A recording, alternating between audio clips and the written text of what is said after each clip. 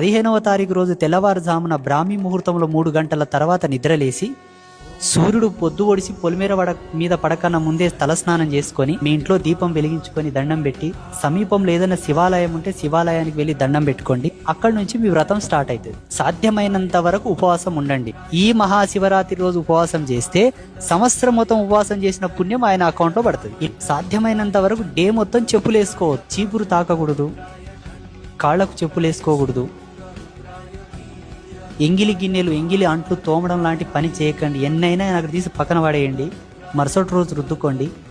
విడిసిన బట్టలు ఉతుక్కోవద్దు, మైల బట్టలు విండొద్దు, చీపురు ముట్టొద్దు. సాధ్యమైనంత వరకు ఇలా గడుపుతూ సాయంత్రం సూర్యాస్తమయ్యే సమయానికన్నా ముందే స్నానం చేసుకొని మళ్ళీ దీపం వెలిగించి దండం పెట్టుకొని పూజా మందిరంలో సమీప దేవాలయం ఏదైనా ఉంటే దండం పెట్టుకొని వచ్చిన తర్వాత రాత్రంతా నిద్రపోకుండా జాగరణ చేయాలి. 12 గంటల 12 నిమిషాల వరకు ఉండాలి.